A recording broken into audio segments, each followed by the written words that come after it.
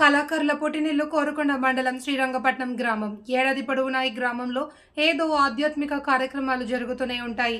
తాజాగా నేడు గ్రామ దేవత మాతృశ్రీ మోదకొండమ్మ అమ్మవారి జాతర మహోత్సవాలు ఆలయ కమిటీ ఆధ్వర్యంలో అంగరంగ వైభవంగా జరిగాయి. అమ్మవారి జాతర పురస్కరించుకుని వారం రోజుల ముందే గ్రామానికి చెందిన మహిళలు అమ్మవారికి బోనాలు సమర్పించారు.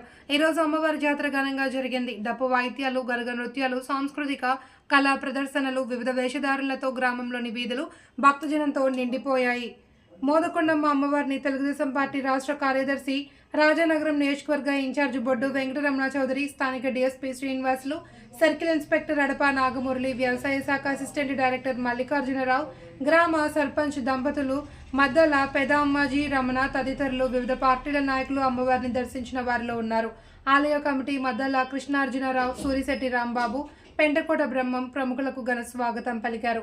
ఏ విధమైన అవాంఛనీయ సంఘటనలు జరగకుండా Korukonda police sub inspector Anand Kumar విస్తృత పోలీస్ బందోబస్తు ఏర్పాటు చేశారు.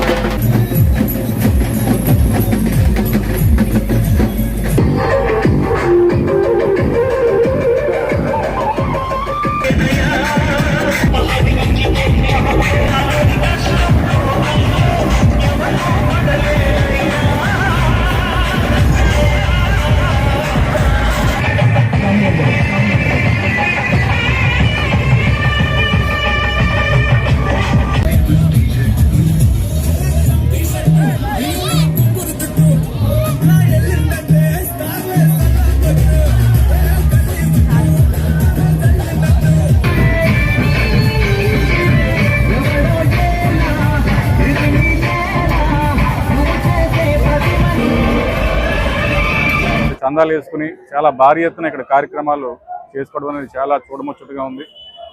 రానున్న రోజుల్లో కూడా వీరికి ఇటువంటి కార్యక్రమాలు ఇంకా ఎన్నో చేసుకోవాలని చెప్పేసి ఆశిస్తూ, అదేవిధంగా కొన్ని ఆటంకాలు అయితే కలుగుతున్నాయి, అవన్నీ కూడా తొలగించే విధంగా మేము కృషి చేస్తామని చెప్పేసి ఈ కళాకారులకి మన ప్రభుత్వంలో ఎలా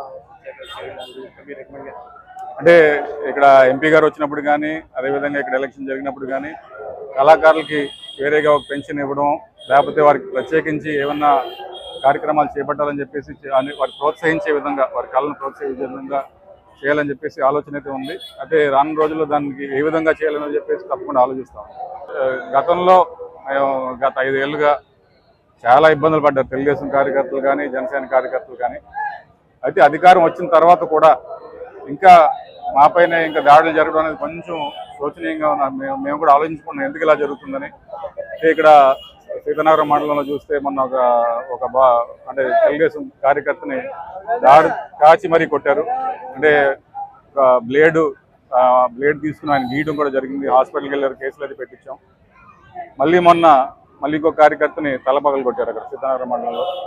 అదేవిధంగా ఏ గ్రామానికి ఆ గ్రామం ఇంకా వైఎస్ఆర్ తరపు నుంచి ఎవరైతే అల్లరిమూకలు ఉన్నారో, ఎవరైతే రౌడిజం చేస్తున్నారో వారు ఇంకా కూడా యాక్టివ్గా ఉన్నారు. రానున్న రోజుల్లో తప్పకుండా వీరందరిపైన కూడా ఉక్కుపాదం మోపి వారందరినీ కూడా అరికడతామని చెప్పేసి ఈ సందర్భంగా మీ అందరికీ కూడా తెలియజేస్తున్నాను.